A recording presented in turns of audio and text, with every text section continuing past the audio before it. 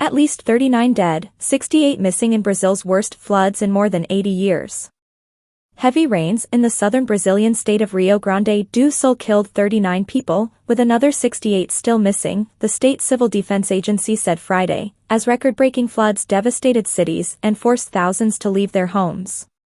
It was the fourth such environmental disaster in a year, following floods in July, September and November 2023 that killed 75 people in total. The flooding statewide has surpassed that seen during a historic 1941 deluge, according to the Brazilian Geological Service.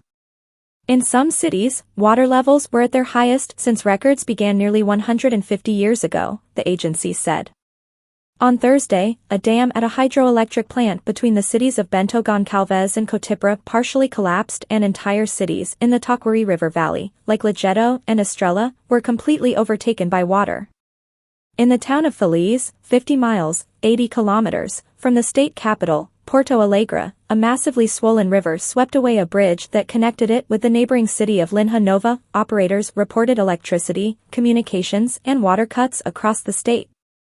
More than 24,000 people had to leave their homes, according to the Civil Defense Agency.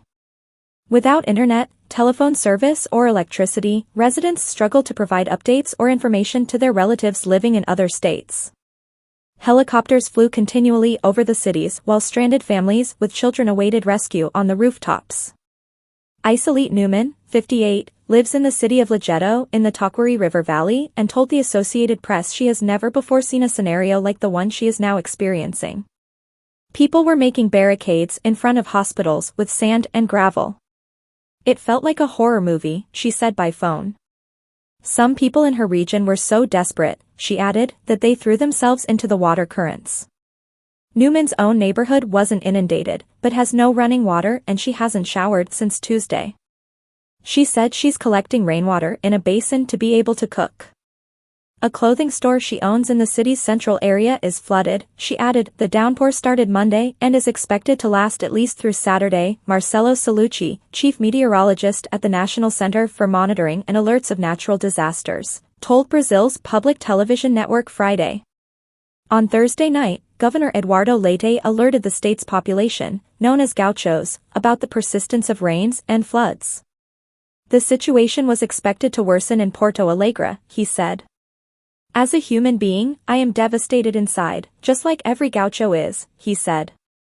But as governor, I am here steadfast and I guarantee that we will not falter. We are doing everything with focus, attention, discipline, and outrage, to ensure that everything within our reach is done. President Luiz Inácio Lula da Silva acknowledged the flood victims at a press conference on Friday alongside Japan's Prime Minister Fumio Kishida in Brasilia. The first words from Minister Fumio Kishida in the meeting we held were of solidarity with the people of the state of Rio Grande do Sul, who are victims by one of the largest floods we have ever known. Never before in the history of Brazil had there been such a quantity of rain in one single location, Lula said. Weather across South America is affected by the climate phenomenon El Niño, a periodic, naturally occurring event that warms surface waters in the equatorial Pacific region. In Brazil, El Niño has historically caused droughts in the north and intense rainfall in the south. This year, the impacts of El Niño have been particularly dramatic, with a historic drought in the Amazon. Scientists say extreme weather is happening more frequently due to human-caused climate change.